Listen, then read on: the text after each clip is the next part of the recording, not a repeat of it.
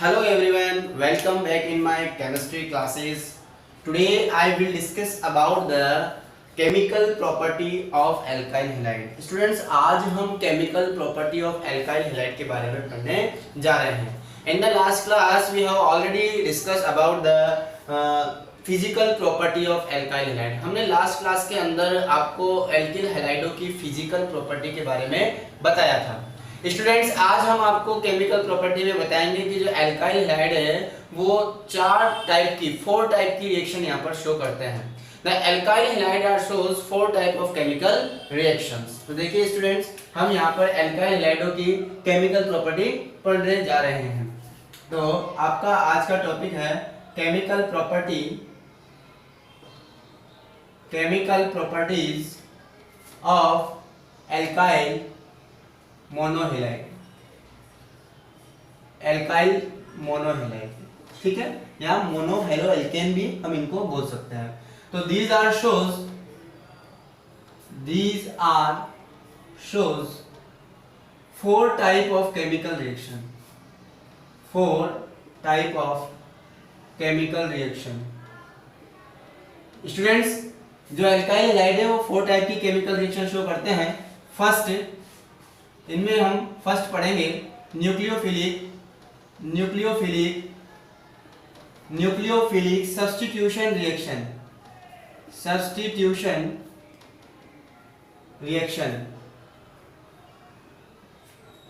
इन short हम इसको SN reaction भी बोलते हैं. SN, substitution of nucleophile, SN reaction. Second हम यहाँ पर पढ़ेंगे डिहाइड्रोहेलोजिनेशन. सेकेंड रिएक्शन हम यहाँ पढ़ेंगे डिहाइड्रोहेलोजिनेशन. इसका दूसरा नाम है बीटा एलिमिनेशन.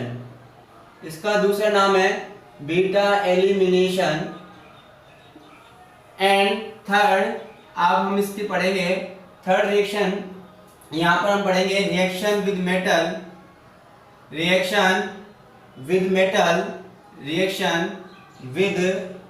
मेटल. और फोर्थ हम पढ़ेंगे रिडक्शन. स्टूडेंट्स, 4 टाइप की chemical reaction alkyl halide show करते हैं, जिनमें हमने आपको बताया न्यूक्लियोफिलिक सब्स्टिट्यूशन रिएक्शन, डिहाइड्रोहेलोजिनेशन और beta elimination, and reaction with metal, and fourth था रिडक्शन. हम इन चारों को एक एक करके स्टडी करते हैं. फर्स्ट ऑफ ऑल हम पढ़ते हैं nucleophilic substitution reaction. Student, nucleophilic substitution reaction, what is the definition of nucleophilic substitution reaction? तो देखो, in the alkyl halide any nucleophile substituted by the another nucleophile. यानी कि एल्किल हैलाइडों में जो न्यूक्लियोफाइल होगा वो सब्स्टिट्यूट होगा किसी अदर न्यूक्लियोफाइल से. जैसे फॉर एग्जांपल हम देखते हैं कि व्हाट इज न्यूक्लियोफाइल. न्यूक्लियोफाइल होता क्या है? वैसे तो मैं आपकी नॉलेज के लिए थोड़ा सा बता देता हूं कि जो न्यूक्लियोफाइल हैं वो एक्चुअल में नेगेटिव चार्ज गेन करते हैं, यानी कि इलेक्ट्रॉन रिच स्पीसीज है. आप ये ध्यान रखो कि जो न्यूक्लियोफाइल है वो इलेक्ट्रॉन रिच स्पीसीज है. तो न्यूक्लियोफाइल क्या होते हैं? न्यूक्लियोफाइल होते हैं इलेक्ट्रॉन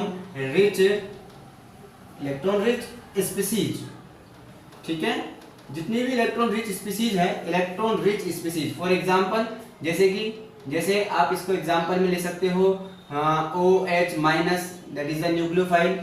कोई सा भी हैलाइड जो होते हैं X माइनस न्यूक्लियोफाइल, ठीक है, Cn माइनस न्यूक्लियोफाइल. तो स्टूडेंट्स, ये न्यूक्लियोफाइल है, इसका मतलब इनके पास एक्स्ट्रा इलेक्ट्रॉन होते हैं. या फिर आप ऐसे भी कह सकते हो, जैसे आपका H2O, इसमें ऑक्सीजन के पास लोन पेयर हैं, तो ये इलेक्ट्रॉन रिच है, इसलिए ये भी एज ए न्यूक्लियोफाइल की तरह काम करेगा. ये नेगेटिव नेचर के हैं और ये आपके न्यूट्रल हैं. तो न्यूट्रल भी होते हैं न्यूक्लियोफाइल और नेगेटिव भी होते हैं. इसी तरह इलेक्ट्रोफाइल होता है. इलेक्ट्रोफाइल पॉजिटिव चार्ज गेन करता है, तो हम इसको बोल सकते हैं इलेक्ट्रॉन डेफिशिएंट स्पीसीज. ये आपका इलेक्ट्रॉन डेफिशिएंट स्पीसीज होता है. इलेक्ट्रॉन डेफिशिएंट मतलब जिनके पास इलेक्ट्रॉनों की कमी होगी. इलेक्ट्रॉन पुअर भी बोल सकते हो आप, कोई दिक्कत नहीं है. इलेक्ट्रॉन पुअर, एक तो होता है इलेक्ट्रॉन रिच और एक होते हैं इलेक्ट्रॉन पुअर स्पीसीज. जैसे जिनके ऊपर पॉजिटिव चार्ज आएगा वो सारे के सारे आपके इलेक्ट्रोफाइल की तरह काम करेंगे. H+ इलेक्ट्रोफाइल है, NO2+ इलेक्ट्रोफाइल है. तो ये सारे के सारे इलेक्ट्रोफाइल की तरह काम करते हैं. तो स्टूडेंट्स, हम यहाँ बात कर रहे हैं न्यूक्लियोफिलिक सब्स्टिट्यूशन रिएक्शन की. यानी कि एक न्यूक्लियोफाइल वहां से सब्स्टिट्यूट होगा और दूसरा न्यूक्लियोफाइल उसकी जगह पर आ जाएगा। तो स्टूडेंट्स हम यहाँ पर बात करते हैं न्यूक्लियोफिलिक सब्स्टिट्यूशन रिएक्शन की। न्यूक्लियोफिलिक सब्स्टिट्यूशन रिएक्शन, कोई भी एग्जाम में इनकी डेफिनेशन नहीं पूछी जाती, लेकिन फिर भी मैं आपको बताता हूं कि in these reaction any nucleophile substituted by the another nucleophile. ठीक है, इन रिएक्शनों में कोई भी न्यूक्लियोफाइल जो होता है वो किसी दूसरे न्यूक्लियोफाइल से सब्स्टिट्यूट हो जाता है। ठीक है ना, तो व्हेन ए न्यूक्लियोफाइल सब्स्टिट्यूटेड या रिप्लेस्ड, कुछ भी बोल सकते हो आप, when a nucleophile replaced by an another nucleophile या other nucleophile, this reaction is called nucleophilic substitution reaction. There are two type of chemical reaction, there are two types of SN reaction. मैंने कहा था इसको short में अपन SN बोलते हैं, SN. ठीक है ना, तो there are two types of SN reaction, दो टाइप की होती है। First unimolecular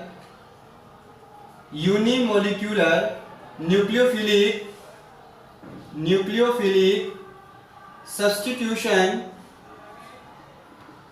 substitution reaction. In short हम इसको we can say that SN1 reaction, इसको हम बोलते हैं SN1 यूनिमोलिक्यूलर। ठीक है, और दूसरा आता है bimolecular nucleophilic substitution reaction. It is also called SN2 reaction. तो हमारे पास न्यूक्लियोफिलिक सब्स्टिट्यूशन रिएक्शन दो टाइप की होती है, SN1 और SN2। तो अब हम यहाँ पर स्टडी करेंगे स्टूडेंट्स SN1 के बारे में। तो नेक्स्ट हमारा टॉपिक होगा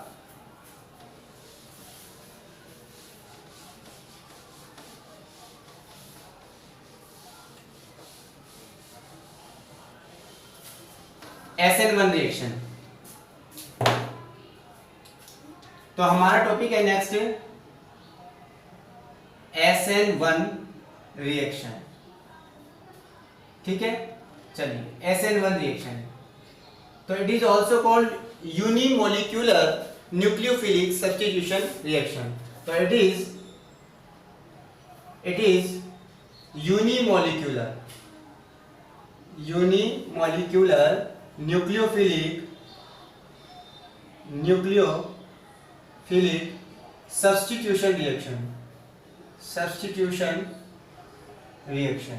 ठीक है, देखिए स्टूडेंट्स, ये जो रिएक्शन होती है ये यूनिमोलिक्यूलर न्यूक्लियोफिलिक सब्स्टिट्यूशन रिएक्शन होती है। It is completed into two step, ये दो स्टेप में कंप्लीट होती है। ठीक है, कितने स्टेप में कंप्लीट होती है? दो स्टेप में। तो आपका ये फर्स्ट पॉइंट हो गया और आपका सेकंड पॉइंट हो जाएगा it is completed in to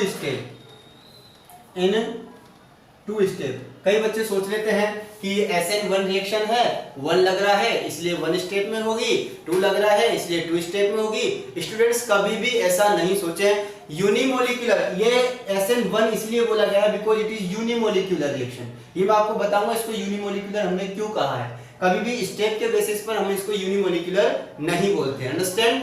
तो स्टूडेंट हम बात करते हैं सेकंड पॉइंट की, it is completed in 2 step, ये 2 स्टेप में कंप्लीट होती है।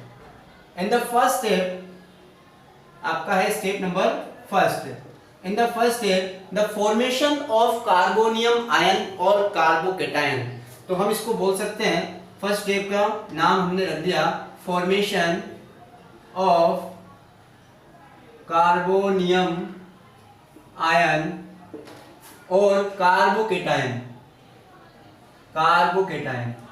तो जो फर्स्ट स्टेप है उसमें आपका कार्बोनियम आयन का फॉर्मेशन होता है और कार्बोनियम आयन को हम कार्बोकेटायन भी बोलते हैं एज ए इंटरमीडिएट।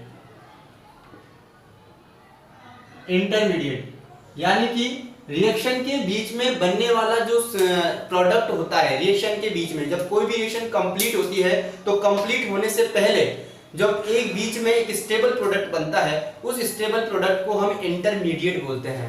वो इंटरमीडिएट इजीली अगली नेक्स्ट स्टेप करके और आपका प्रोडक्ट में कन्वर्ट हो जाता है, रियल प्रोडक्ट में कन्वर्ट हो जाता है। तो यहाँ पर फॉर्मेशन ऑफ कार्बोनियम आयन और कार्बोकेटायन, या तो कार्बोनियम आयन बोलो या कार्बोकेटायन बोलो, कार्बन पर पॉजिटिव चार्ज आएगा, उसको कार्बोकेटायन बोलते हैं। तो स्टूडेंट्स यहाँ पर कार्बोकेटायन का फॉर्मेशन होगा और कार्बोकेटायन यहाँ पर एज ए इंटरमीडिएट होगा, और ये इंटरमीडिएट जितना ज्यादा स्टेबल होगा एल्किल हैलाइड उतना ही ज्यादा रिएक्टिव होगा। तो आपके एल्किल हैलाइडों की रिएक्टिविटी इस इंटरमीडिएट पर डिपेंड करती है।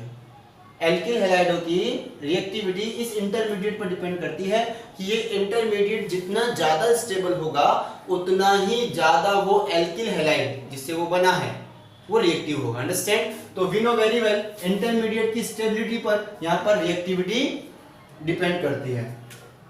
तो मैं यहाँ पर फर्स्ट स्टेप बनाने जा रहा हूँ, CH3 CH3 CH3 और ये रहा आपका हैलाइड, ठीक है। This is the tertiary butyl halide. ये 3 डिग्री एल्काइल हैलाइड है आपका, 3 डिग्री एल्काइल हैलाइड। अंडरस्टैंड? ये आपका 3 डिग्री एल्काइल हैलाइड है। फर्स्ट ऑफ ऑल एंड ये जो फर्स्ट स्टेप है it is the very very slow step, reversible step and the RDS। What is RDS? RDS means rate determining step, यानी कि ये वो स्टेप है जिससे हम इसकी रेट ऑफ रिएक्शन को फाइंड आउट करेंगे। स्टूडेंट, रेट ऑफ रिएक्शन वैसे तो हम 11th क्लास में पढ़ते आ रहे हैं, लेकिन मैं यहाँ भी आपको बता दूंगा कि जो स्टेप स्लो होता है, आप हमेशा याद रखना किसी भी केमिकल रिएक्शन अगर बहुत सारे स्टेप में होती है तो अब जो उसका सबसे स्लोवेस्ट स्टेप है, यानी सबसे जो स्लो स्टेप होगा वही उस रिएक्शन का रेट ऑफ रिएक्शन डिसाइड करेगा। अंडरस्टैंड? तो स्टूडेंट यहाँ पर हम बात करते हैं तो it is a very slow step and RDS step and reversible step. कैसा स्टेप है ये? रिवर्सिबल। तो यहाँ पर ब्रेक होगा, ये बॉन्ड ब्रेक होगा और होमोलाइटिक क्लीवेज होगा। तो फॉर्मेशन ऑफ कार्बोनियम आयन और carbocation as a intermediate by the heterolytic cleavage. Heterolytic cleavage, कौन सा क्लीवेज होगा यहाँ पर? हेटेरोलाइटिक क्लीवेज या हेटेरोलाइसिस भी बोल सकते हो। By the heterolytic cleavage of CX bond. In the first step, the formation of carbonium ion और कार्बोकेटायन as a intermediate, जो यहाँ कार्बोनियम आयन या कार्बोकेटायन का इंटरमीडिएट की फॉर्म में फॉर्मेशन होता है, वो किससे होता है? By the heterolytic cleavage. किसके जरिए होता है? हेटेरोलाइटिक क्लीवेज से। किसका हेटेरोलाइटिक क्लीवेज होता है? CX बॉन्ड का हेटेरोलाइटिक क्लीवेज होता है। और आपको यहाँ पर ऑब्टेन हो जाएगा CH3 CH3 CH3 और ये पॉजिटिव और साथ में X पर नेगेटिव। तो स्टूडेंट्स ये बन गया आपका 3 degree carbocation, 3 degree carbonium ion हम इसको बोल सकते हैं। कार्बोनियम आयन मोर स्टेबल, ठीक है, इंटरमीडिएट, ठीक है। तो ये इंटरमीडिएट जितना ज्यादा स्टेबल होगा उसका एल्किल हैलाइड उतना ही ज्यादा रिएक्टिव होगा। तो रिएक्टिविटी हम यहां पर डिसाइड करते हैं। तो reactivity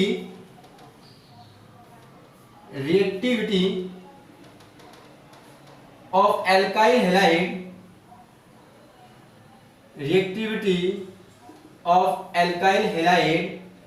in favor of SN1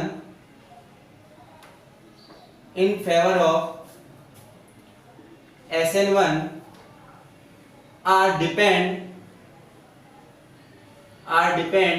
on the stability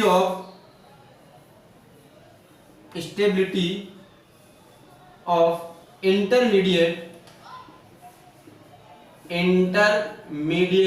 of carbonium ion और कार्बोकेटायन भी हम इसको बोलते हैं, कार्बोकेटायन। देखिए student, reactivity of alkyl halide in favour of SN1 are depend on the stability of intermediate of carbonium ion और carbocation. इसका मतलब ये हुआ कि एल्किल हैलाइडों की SN1 के लिए जो रिएक्टिविटी होती है वो उनसे बनने वाले इंटरमीडिएट कार्बोनियम आयन की स्टेबिलिटी पर डिपेंड करती है। यानी कि आपका कार्बोनियम बनने वाला कार्बोनियम आयन जितना ज्यादा स्टेबल होगा, जिस एल्किल हैलाइड से बनने वाला कार्बोनियम आयन जितना ज्यादा स्टेबल होगा, वो एल्काइल हैलाइड SN1 उतना ही ज्यादा फास्ट देगा।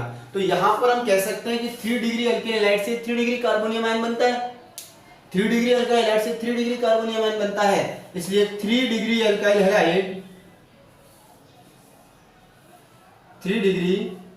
हैलाइड आर मोर रिएक्टिव, ये रिएक्टिविटी ऑर्डर है, देन 2 डिग्री एल्काइल हैलाइड, और 2 degree alkyl halide are more reactive than 1 degree alkyl halide, and 1 degree alkyl halide are more reactive than methyl halide. तो students, ये आपका reactivity का order होगा, ध्यान रखेंगे। 3 degree alkyl halide are more reactive than 2 degree more reactive than 1 degree more reactive than methyl halide. तो यहां पर फर्स्ट स्टेप से हमने क्या क्या डिसाइड किया? पहला तो रिएक्टिविटी निकल गया, दूसरा रेट ऑफ रिएक्शन भी हम यहां से डिसाइड कर सकते हैं। चलिए तो हम बात करते हैं रेट ऑफ रिएक्शन की, कैसे हम यहां पर रेट ऑफ रिएक्शन निकालते हैं। तो देखा, first step is very slow step, तो यहां से अपन सेकंड पॉइंट है रेट ऑफ रिएक्शन। सॉरी, यहां हम कह सकते हैं इसका रीजन क्या है, रीजन मैंने बता दिया, जितना ज्यादा स्टेबल, तो ड्यू टू, यहां लिख सकते हैं अपन due to stability of carbocation. अगर आपसे कोई इस ऑर्डर का रीजन पूछे कि रीजन क्या है, क्या रीजन है, what are reason the 3 degree alkyl halide are more reactive than 2 degree and 2 degree are more reactive than 1 degree, what are reason? तो आपको लिखना है कि due to the stability of carbocation, it is the very important topic, due to the stability of carbocation. तो we know very well 3 degree carbocation. अब stability order आपको पता होना चाहिए, स्टेबिलिटी ऑर्डर ऑफ कार्बोकेटायन क्या होता है? कार्बोकेटायन की स्टेबिलिटी का ऑर्डर क्या होता है? 3 degree carbocation more stable then 2 degree and 2 degree more stable then 1 degree and 1 degree more stable then methyl cation. तो ये स्टेबिलिटी का ऑर्डर है, कार्बोकेटायन की स्टेबिलिटी का ऑर्डर है। ये 3 डिग्री कार्बोकेटायन मोर स्टेबल होता है, इसलिए 3 degree alkyl halide more reactive होगा। 2 degree carbocation 2 degree alkyl halide से फॉर्मेशन होता है इसका, इसलिए 2 degree alkyl halide more reactive होगा। 1 डिग्री एल्किल हैलाइड उसके बाद, ठीक है ना। तो इस तरीके से यहाँ पर ये होता है। नेक्स्ट हम पढ़ते हैं आगे second, rate of reaction.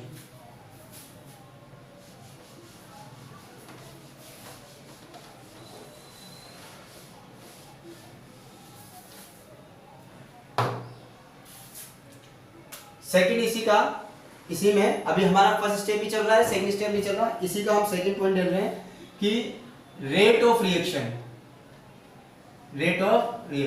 Students, rate of reaction कैसे फाइंड आउट करते हैं? तो अकॉर्डिंग टू लॉ ऑफ मास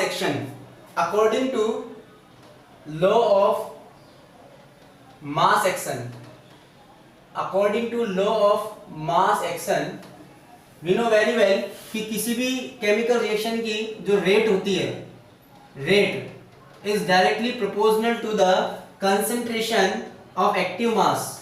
और एक्टिव मास क्या होता है? एक्टिव मास होता है reactant, the concentration of reactant, ठीक है। The rate of reaction is directly proportional to the concentration of the reactant. तो यहाँ पर रिएक्टेंट कौन है आपका? Only alkyl halide. तो हम यहाँ कह सकते हैं कि rate is directly proportional to Rx की कंसंट्रेशन, ओके, एल्किल हैलाइड की कंसंट्रेशन। और हम यहाँ से रेट निकालेंगे, रेट प्रोपोर्शनल साइन हटेगा, इक्वल का साइन आता है और एक कांस्टेंट आता है, तो ये कांस्टेंट आ जाएगा Krx, the concentration of Rx। तो यहाँ से रेट ऑफ रिएक्शन, इस रिएक्शन की रेट ऑफ रिएक्शन निकलेगी, rate is equal to K into Rx। What is Rx? Rx means alkyl halide. तो देखिए यहां से एक बात पता लगी, क्या पता लगी कि in this reaction the rate of reaction is depend only on the concentration of alkyl halide. इस रिएक्शन में जो रेट ऑफ रिएक्शन है वो केवल और केवल एल्काइल हैलाइड की कंसंट्रेशन पर डिपेंड करती है and do not depend upon the concentration of nucleophile, लेकिन न्यूक्लियोफाइल की कंसंट्रेशन पर डिपेंड नहीं करती। याद रखेंगे, अगेन मैं फिर से रिपीट कर रहा हूं कि in this reaction the rate of reaction depend upon only on या depend only on the concentration of alkyl halide. ठीक है, तो मैं इस स्टेटमेंट को लिख देता हूं, इन this reaction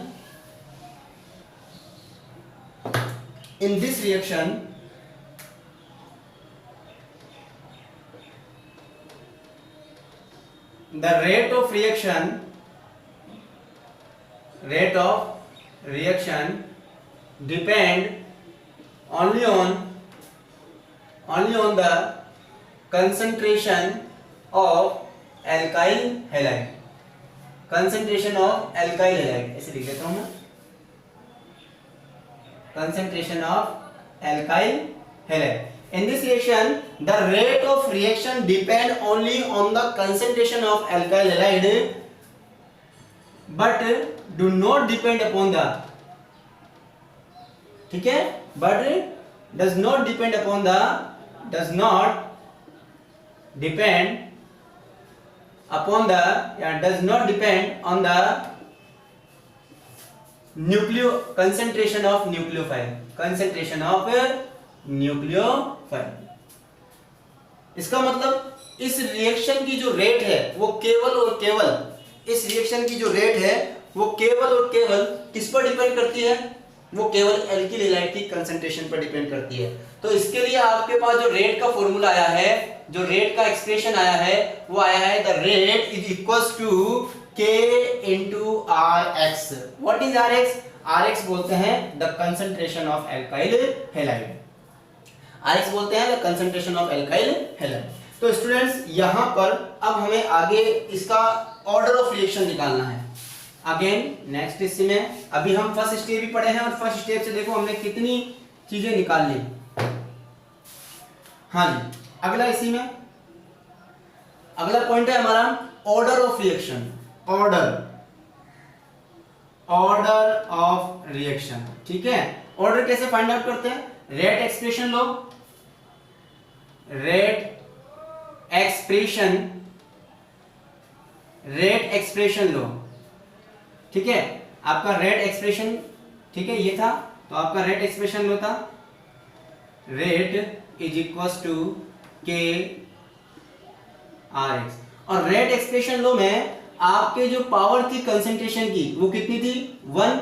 the sum of the power of the concentration is called order of the reaction, यानी कि जो कंसंट्रेशन की पावर का सम आता है रेट एक्सप्रेशन लो के अंदर, जो कंसंट्रेशन की पावर का सम आएगा वही आपका ऑर्डर ऑफ रिएक्शन होता है। यहां पर कंसंट्रेशन की पावर का सम कितना है? ओनली 1। तो order of reaction is equals to 1। तो it is the first order of reaction, it is first order of reaction, it is first order of reaction। therefore we can say that इसलिए हम कह सकते हैं कि this reaction is unimolecular nucleophilic substitution reaction,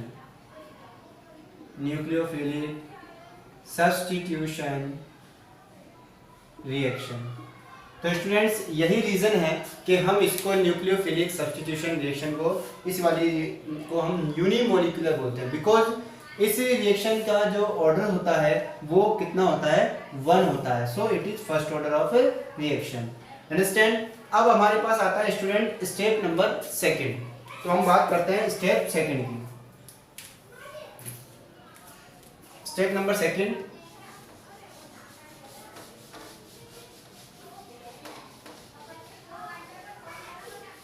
step number 2 हम यहां पर लिखने जा रहे हैं। स्टेप नंबर 2 में अटैकिंग जो न्यूक्लियोफाइल होता है वो आपके कार्बोनियम आयन पर अटैक करता है।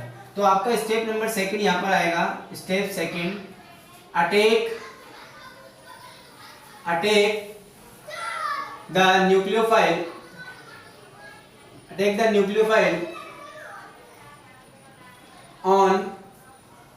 on the carbonium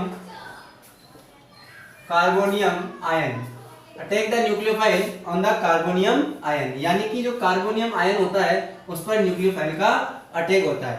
तो देखिए आपका कार्बोनियम आयन ये बना था, हम सबने फर्स्ट स्टेप के अंदर 3 डिग्री कार्बोनियम आयन बनाया था, यानी कि 3 डिग्री कार्बोकेटायन बनाया था। अब इस पर कोई सा भी न्यूक्लियोफाइल जो कि स्ट्रॉन्ग होगा पहले वाले न्यूक्लियोफाइल से, वो अटैक करेगा। स्टूडेंट्स अगर हम बात करें यहाँ पर, तो ये जो होता है यानी कि आपका जो 3 डिग्री कार्बोकेटायन बना है, 3 डिग्री बने या कोई सा भी कार्बोनियम आयन बने, इसका हाइब्रिडाइजेशन sp2 होता है। देखिए 1 2 3 यहाँ पर 3 सिग्मा बॉन्ड है, तो ये आपका sp2 हाइब्रिडाइजेशन होता है। मैं इसको दोबारा लिख रहा हूँ, एक बार ध्यान से देखेंगे। sp2 हाइब्रिडाइजेशन जो होता है वो ट्राइगोनल प्लेनर होता है, यानी कि उसकी स्ट्रक्चर कुछ इस तरीके से होती है। तो CH3 CH3 CH3 ये ट्राइगोनल प्लेनर है आपका, और यहाँ पर ये जो कार्बन है आपका, ये कार्बन आपका sp2 हाइब्रिड कार्बन एटम होता है। sp2 हाइब्रिड कार्बन एटम होने की वजह से इसकी जो ज्योमेट्री होती है या इसकी जो स्ट्रक्चर होती है हम कह सकते हैं ट्राइगोनल प्लेनर होती है। तो यहाँ पर स्टूडेंट आपका जो न्यूक्लियोफाइल आएगा, ये जो न्यूक्लियोफाइल है ये बोथ साइड से अटैक कर सकता है, attack on back side and attack on forward side. ये आपका फ्रंट साइड और बैक साइड दोनों साइड से अटैक कर सकता है। तो इसका क्या होने जा रहा है, अटैक होने जा रहा है, ये किसी भी साइड से अटैक कर सकता है और अटैक करके आपका फाइनल प्रोडक्ट बनाएगा। ये अटैक जो होगा वो बहुत ही फास्ट होगा, इसीलिए रेट ऑफ रिएक्शन इस वाले स्टेप पर डिपेंड नहीं करती है, क्योंकि जो सेकंड स्टेप होता है it is very fast step. First step बड़ा स्लो होता है, लेकिन जो सेकंड है वो बहुत फास्ट होता है। तो आपके पास यहाँ पर फाइनल प्रोडक्ट आपका फिर से जो पहले न्यूक्लियोफाइल, न्यू जो न्यूक्लियोफाइल आया है वो पहले वाले न्यूक्लियोफाइल का स्थान ले लेगा, ठीक है। तो ये आपके पास फाइनल प्रोडक्ट ऑब्टेन हो जाता है। इस तरह से आपकी ये रिएक्शन कंप्लीट होती है। यहाँ पर स्टूडेंट न्यूक्लियोफाइल कैसा भी हो, यहाँ पर न्यूक्लियोफिलिक की कंसंट्रेशन कितनी भी हो, रेट ऑफ रिएक्शन केवल और केवल एल्किल हैलाइड की कंसंट्रेशन पर ही डिपेंड करती है। इस तरह आपका SN1 कंप्लीट होता है।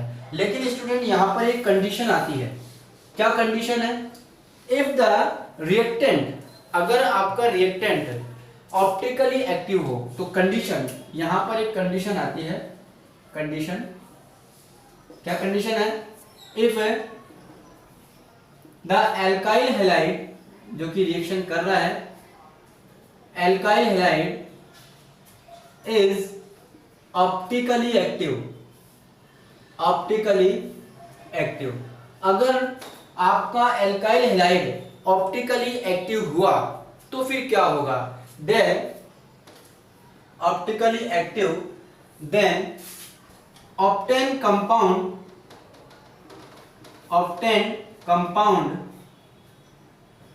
जो आपको कंपाउंड फाइनल प्रोडक्ट होगा या ऑब्टेन प्रोडक्ट जो होगा, कंपाउंड बोल दो या प्रोडक्ट बोल दो, ऑब्टेन प्रोडक्ट,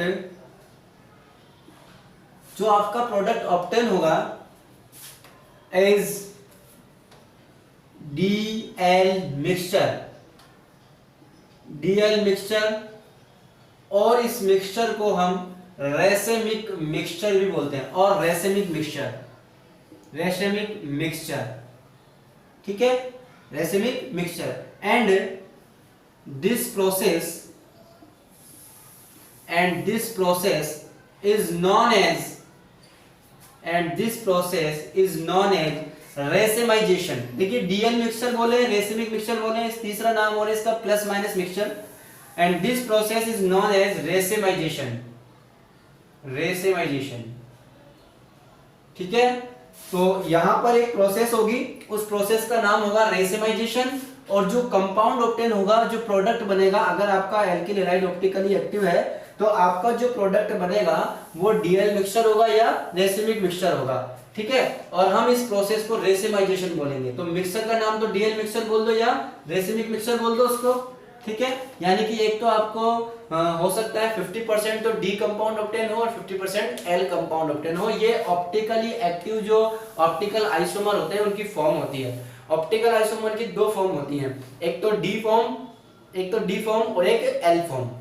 तो स्टूडेंट्स हम यह बात करते हैं आपका ऑप्टिकली एक्टिव, ध्यान से देखेंगे। मान लो आपका एल्काइल हैलाइड ये है CH3,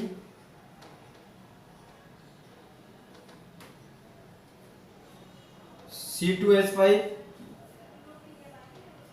H और ये आपका आ गया X। स्टूडेंट्स ये आपका कार्बन, ऐसा कार्बन जिसकी चारों वैलेंसी पर या चारों ग्रुप जो है वो डिफरेंट हो। आप इसको गौर से देखोगे, this is the CH3, this is the C2H5, this is the H and this is the halogen. इसकी चारों वैलेंसी पर अलग अलग ग्रुप है। It means this carbon is known as chiral carbon. तो ये वाला जो कार्बन है वो आपका कायरल कार्बन है, कायरल कार्बन बोलते हैं। अनसिमेट्रिकल या एसिमेट्रिकल कार्बन बोलते हैं इसको।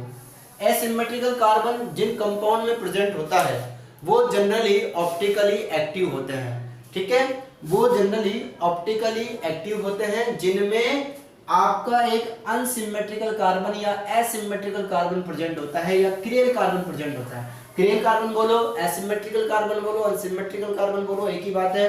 तो उस कार्बन को हम यहाँ पर स्टार से डिनोट करते हैं। ऐसा कार्बन जिसकी चारों की चारों वैलेंसी पर डिफरेंट ग्रुप प्रेजेंट हो, ठीक है ना, all valency surrounded by the different group. Okay, understand.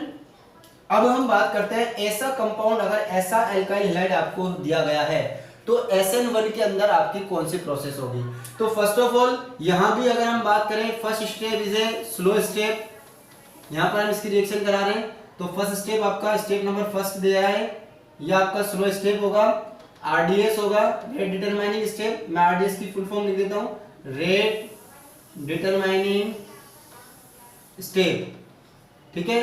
तो आपका फर्स्ट स्टेप स्लो स्टेप होगा, रेट डिटरमाइनिंग स्टेप होगा। इससे यहाँ पर फॉर्मेशन ऑफ कार्बोनियम आयन, तो आपका जो कार्बोनियम आयन बनेगा this is the carbonium ion, और ये आपका होगा, यहाँ पर पहले sp3 था, इसका हाइब्रिडाइजेशन sp3, लेकिन अब इसका हाइब्रिडाइजेशन क्या हो जाएगा बच्चों, sp2, और आपके पास बचेगा C2H5 एंड H, ठीक है, और इसके ऊपर आ जाएगा पॉजिटिव चार्ज। तो स्टूडेंट्स फर्स्ट स्टेप में आपके जो कार्बोनियम आयन बनता है, इस कार्बोनियम आयन की बात करेंगे हम। इस कार्बोनियम आयन में यहाँ पर ये कैटायन बना है और ये कैटायन sp2 हाइब्रिडाइज है, तो इंटरमीडिएट कार्बोकैटायन है और वो भी 2 डिग्री है। इंटरमीडिएट कार्बोकैटायन स्टेबल होता है, ट्राइगोनल प्लेनर इसकी स्ट्रक्चर होती है, ट्राइगोनल प्लेनर इसकी स्ट्रक्चर होती है। और ये वाला कार्बन जो कि sp2 होता है, इसका हाइब्रिडेशन sp2 होता है। तो ये तो फर्स्ट स्टेप हो गया। सेकंड स्टेप में क्या होगा स्टूडेंट, सेकंड स्टेप में कोई न्यूक्लियोफाइल होगा, वो यहां पर आकर अटैक करेगा। देखिए फर्स्ट स्टेप में आपका हैलाइड बाहर निकला है, ठीक है,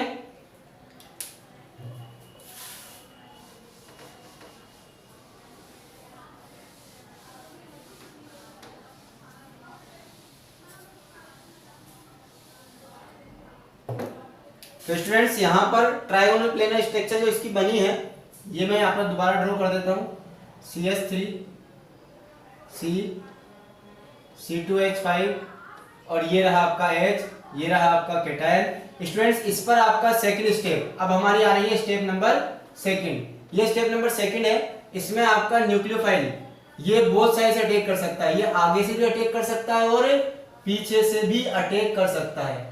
तो हम अटैक अभी एक ही साइड से कर, यानी कि पॉसिबिलिटी है कि ये बोथ साइड से अटैक कर सकता है, ठीक है, यानी कि फ्रंट साइड से भी अटैक करेगा और बैक साइड से भी अटैक करेगा।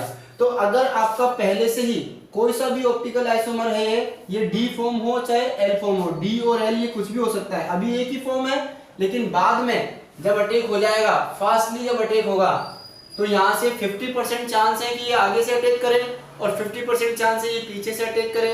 सेम जगह से अटैक करेगा, सेम ऑब्टेन होगा, बैक साइड से अटैक करेगा, डिफरेंट ऑब्टेन होगा, यानी कि 50-50% चांस है कि 50% आपके पास डी बनेगा और 50% एल आइसोमर बनेगा। दो आइसोमर होते हैं ऑप्टिकल आइसोमर, एक तो डी फॉर्म और एक एल फॉर्म। तो आपके पास जो कंपाउंड बनेगा स्टूडेंट्स वो हो सकता है डी हो और हो सकता है एल हो। मैं अभी यानी कि 50% डी की पॉसिबिलिटी है और 50% यानी कि आपके पास 50% डी ऑब्टेन होगा और 50% एल ऑब्टेन होगा। ये नया न्यूक्लियोफाइल आपके पास यहाँ पर है, तो दोनों के चांस 50-50% है, इसलिए इस मिक्सचर को बोलेंगे डी एल मिक्सचर। और इसका दूसरा नाम है प्लस माइनस मिक्सचर, और इसका तीसरा नाम है रेसिमिक मिक्सचर। और स्टूडेंट्स इस प्रोसेस को हम बोलते हैं रेसिमाइजेशन। ये 2017 के अंदर पूछा गया क्वेश्चन था। This process is known as racemization. तो आपके पास ये सेम, अभी तो देखने में सेम लग रहा है कि जहां पर हेलोजन अटैच था वहीं पर आपका न्यूक्लियोफाइल अटैच हुआ है, लेकिन वास्तव में ये यहां भी जुड़ सकता है और आप बैक साइड से भी जुड़ सकता है। इसका मतलब 50% आपको वो कंपाउंड मिलेंगे जिनमें सेम साइड जुड़ा हुआ है और 50% वो भी मिल सकते हैं जिनमें ऑपोजिट साइड जुड़ा होता है। इट मीन्स हम ये कह सकते हैं कि दोनों कंपाउंड डी और एल दोनों में 50-50% ऑब्टेन होंगे। तो ऐसा मिक्सचर जिसमें 50% डी आइसोमर और 50% एल आइसोमर हो उसे डीएल मिक्सचर कहते हैं, या प्लस माइनस मिक्सचर कहते हैं, या रेसिमिक मिक्सचर कहते हैं। और this process is known as racemization. तो ये आपका SN1 कंप्लीट होता है। इसके बाद हम पढ़ते हैं SN2।